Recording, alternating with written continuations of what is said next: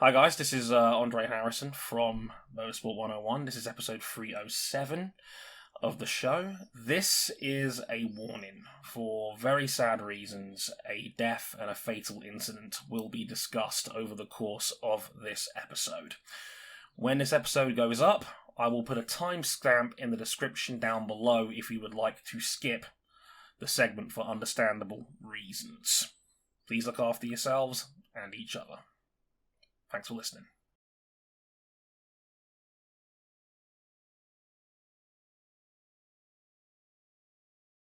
Hi guys, Dre Harrison here from Motorsport 101, of course, and with me, as always, you know the gang. The gang's all here. Ryan King, RJ O'Connell, and Cam Buckley.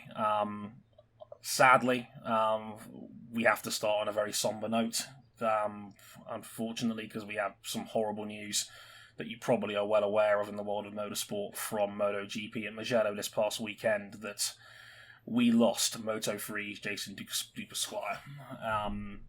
Jason was a talented Swiss racer, just 19 years old, and was inspired by his hero Thomas Luthi. In just his second year in the class, he had already shown rapid improvement.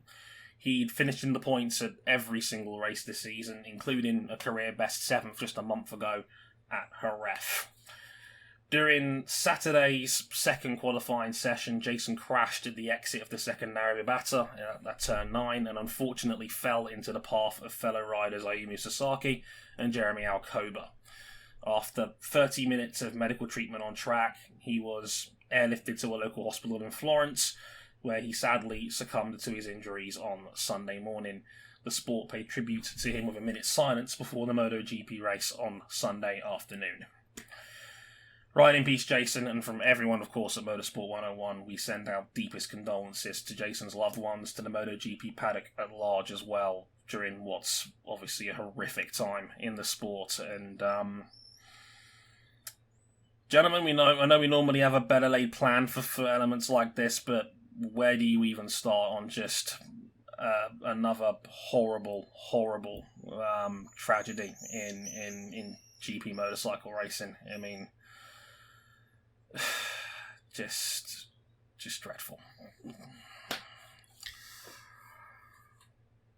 I mean, there's not that much to add, where it's sort of one of those incidents where it could happen at any moment, and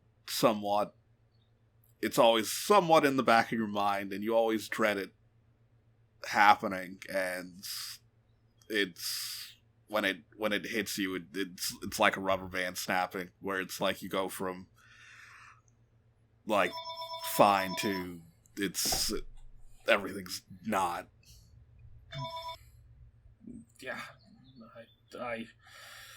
It happened in real time as the session was going on. So I was watching the session live like anybody else, and it just happened. And it's just like, as a bike fan, you know when it's a really bad one.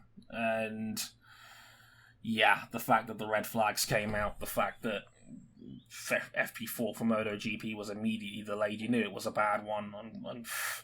Unfortunately, it was rather clumsily handled by the broadcast. There was replays. They kept cutting to the scene. It was a harrowing watch, for lack of a better term. And yeah, everyone just felt like they had to carry on, really. And motorsport's always had that sort of mentality that the show must go on. But it never gets any easier. I'll tell you for that. I mean, I've been a bike fan 20 years. That's the 5th one I've seen. And, I saw Kato, I saw Tomizara, I saw Marco. Salon was awful as well. And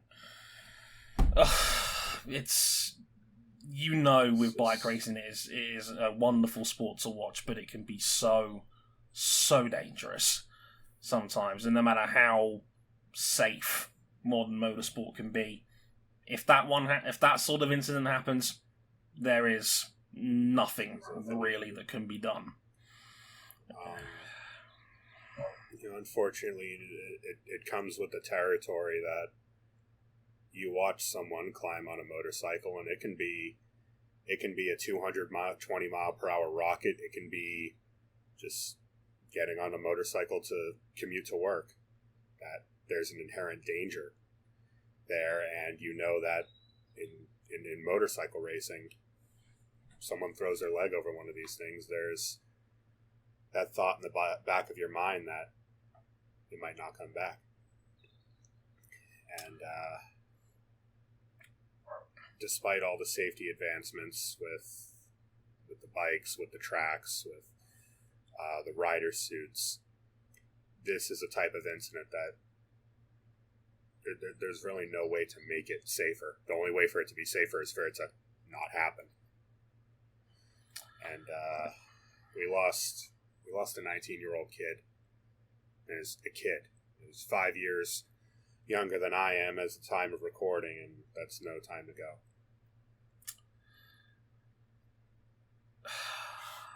I mean, though, yeah, the one that got me, because like I mentioned this, if people that follow me personally might, I wrote some words about it on my Substack page if you really want to read them, but I was at work when the news dropped that he'd passed away on Sunday morning, and like I mentioned it before, the one that got me was the fact that his year of birth started at a 2. I was like, a 2. That was... It's the little things like that you wouldn't normally notice, but 2001 date of birth, that's just... It's hard to wrap your head around something like that the guy was a teenager. That's someone's child. And we talk about guys coming through the sport at an incredibly fast pace, but you don't think about days like Saturday and Sunday until it happens. And you know it will happen, because that's the sacrifice that comes with being a bike fan. It's all incredibly selfish to an extent, because we watch to be entertained. And while these guys don't do it directly for our entertainment, it doesn't make it any less horrible when someone has to make the ultimate sacrifice to do what they love doing. And it's incredibly sad that we lost Jason that way. It was obviously an incredibly somber weekend. The racing almost took a back seat. In fact, it did take a back seat, compared to the usual MotoGP weekend. This is one of the blue ribbon events on the calendar every year, and it all just felt numbing to watch. And I mean, we mentioned it in the show as well. We said that the racing took a back seat. It was the race itself. Fabio Quartararo won pretty comfortably. In the end, it was a comfortable, measured ride. Francisco Bagnaia had the early lead, but crashed early on. And Quartararo run pretty easily after that point. And like I said, it just kind of felt like the thing was happening. And, he won. We saw a Swiss flag in Parc Fermé and on the podium in Jason's honour. Jason had a sticker with his... there was a Jason sticker on the back of Fabio's helmet. There was the humanity on display was obviously clear for all to see, and the riders were definitely split as to whether we even should have raced at all. And a couple of powerful quotes from two riders that certainly didn't want to be there was the aforementioned former leader, Bagnaia, who said, quote, "If yesterday was already difficult, today was impossible. It's maybe one of the worst days of my life. I didn't enjoy anything today. So for me, I asked not to race because it was not correct for me. I think if it happened to a MotoGP rider, we wouldn't race. So I'm not happy about today. I'm not happy about the decision of someone to let us race after news like this." The other prominent name was Danilo Petrucci. He said, "I just think that we are racing on the same track where almost 24 hours ago people like us died. And for me, it's not a great thing. But then I was, let's say, not in the position to say we have to stop for a day at least, and I was always feeling a little bit dirty to do that. Nobody asked or had a meeting to say that one of us is not with us anymore. Let's say, quote, can we talk a bit if it is correct to do the minute and then continue afterwards?"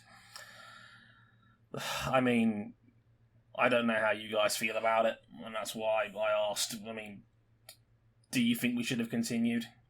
do you think we should have kept going? I mean, I don't know. I don't think there's a right or wrong answer on this, but I'd love to hear some perspective. I don't know. It's difficult to say, because I can't recall there ever being a situation where there was a fatality at a race event, and before race day itself, and they just didn't go on with the race itself. Like, unless something was inherently dangerous, where there was where there could have been another fatality later that weekend, I can't recall like a race weekend ever being stopped. Same here. So obviously we've had a fair share of races that have been cut short from a crash that happened during the race. But this is pretty typical. As awful as that is to say, I believe with Salam we continued racing for the rest of the weekend. They did. So I'm not one of the people on one of the motorcycles. I don't know if I really have a say in the matter, but it's just I understand both sides of the equation. Whether someone wanted to take the rest of the weekend to collect themselves, or to just get on the bike and keep racing, because often that's how racing drivers and riders cope, is to go and do their job, block it out.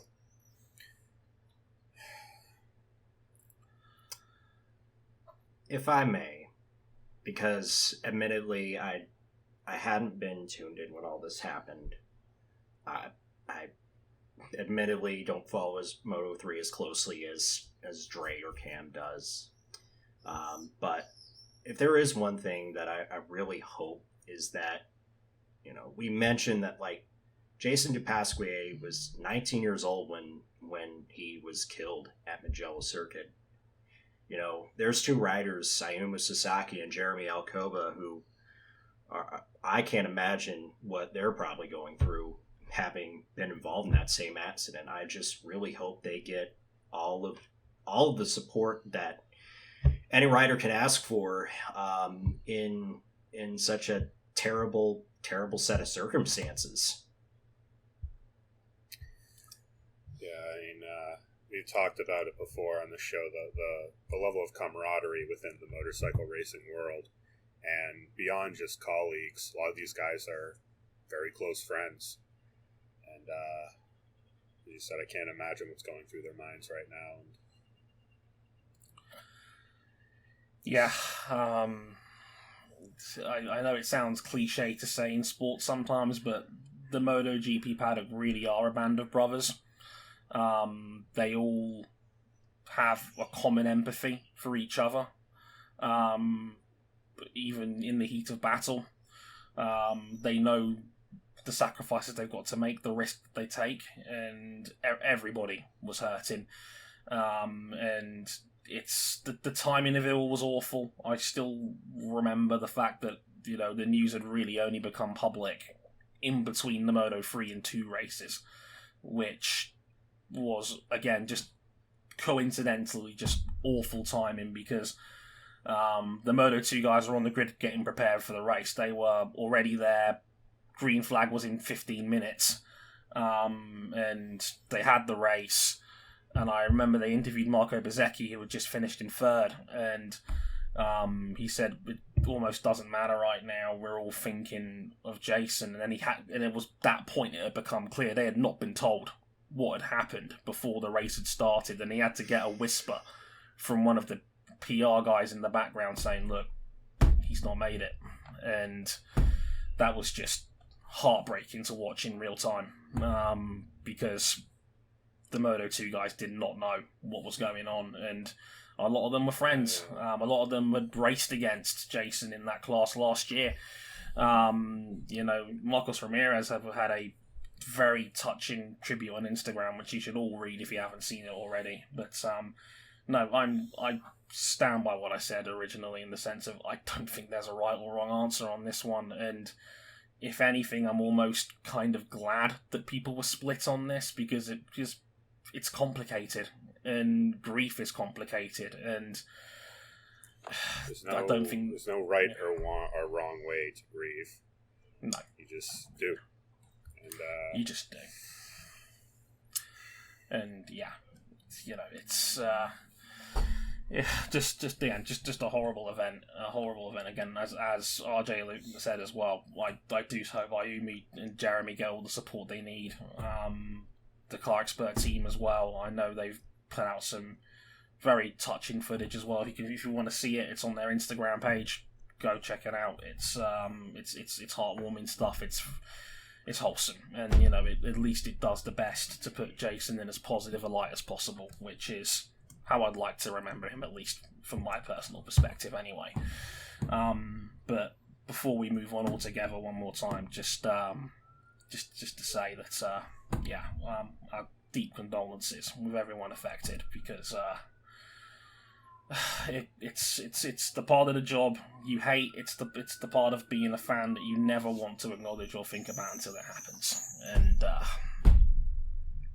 it never gets any easier. That's what I'll say for sure. There was one other semi-interesting incident during that race that I felt deserved some mention, because we talked about the subject a fair amount on the pod this year, in 2 wheels and 4, and it was the final lap of the race. It was a final lap fight for second between KTM's Miguel Oliveira, Go King, and Suzuki's Joan Mir. Both riders put 2 wheels on the green out of bounds zone as part of the track in Sector 2 on the final lap, which in MotoGP's rulebook is normally a automatic 1 position drop. It was confusing as they came over the line, because Miguel came over the line in second. He was given a position penalty for going on the green on the final lap. He was dropped to third, and then when they were both in Parc Ferme, they put the announcement saying Miguel Oliveira's second's been reinstated, as Mir also put 2 wheels on the green. So they swapped back around again, and Oliveira was allowed to keep his second. Fun fact, Johan Zarco, who finished in 4th, was considering lodging a formal protest. Ultimately didn't. I mean, what do you guys think of that final lap policy? Is the no nonsense technological, because they have pressure sensors in the tyres now, so they know for sure if someone went on the green. Is that the better way to go compared to the sometimes judgment call that F1 makes? I think I'm absolutely fucking sick of talking about track limits this year. That's what I think. I can understand that one. I can understand that one, certainly. Yeah, I'm 100% fine with it being black and white and not a judgment call, because there's less to argue about. It's like, if you went off, you went off. And he did go off. You had to play like the clip back at half speed, which is kind of what we did before we started recording. So like, see, it just got in there, but that's enough. That's enough. It was so fine, I think, on Mirrors that it didn't actually set the sensors off to trigger the penalty. They saw the camera footage and made that black and white call that he had touched him. They must have zoomed in like 100 times over, because Mir's bike is almost directly behind Oliveira on the hard camera shot. So like Cam's absolutely right. It was so fine that the pressure sensor on the bikes did not detect Mir going on the green, but they looked at the footage and they reckoned it did. So that's how Mir also got a position drop penalty. But I mean, this probably is the best way of solving this dispute, because if you're going to make it a subjective call, you're always going to have people making arguments for or against. This eliminates a lot of the confusion. They could say, look, we put a sensor on the bike, we have cameras, it's pretty clear, you put it on the green, and I think that's probably the best way of going about it, because leaving it in the hands of F1 stewards has gotten us nowhere, as this season has proved, with with Portimao and Bahrain, and with every race. Yeah, like we can't let this become like Taskmaster. It's like, oh, it's fine because I like you. That doesn't help anyone. I like the fact that King referenced Taskmaster. Very Anglophile of you there. Nice, I like that. But probably not the most ideal way of disputing motorsport calls. Have a really tall man say, you know what, I like you, so it's okay. That's probably not ideal, but it did make for a bit of an eyebrow raiser, and I could almost understand how Zarco almost lodged a protest, because I mentioned this to RJ. If they had actually calculated the penalties the other way around with Mir, Zarco would have finished in second. But because Miggy's penalty was applied first, it was just a basic swap around, and then Zarco had to stay in fourth. It was messy to work out in real time, but it did make sense, and they got there in the end, thankfully. But Quartararo wins, and unfortunately that was the almost didn't matter in a sense this weekend. But hopefully we'll have a brighter weekend, because MotoGP will be back this weekend at Catalunya. Another one of the real big flagship rounds of the weekend. New Turn 10. I think there'll be some fans in the grandstand as well, so that'll be nice for a bit of atmosphere as well. I think it'll still probably be a bit of a somber weekend, but hey, some people will like just having fans back at a track and watching some bikes go around. But on a brighter note, at least after this, at least for me, I don't know about the rest of you guys, but later that day we had the Indianapolis 500, and we certainly had, at least briefly, a couple of reasons to smile again, and that was nice. So talk about that.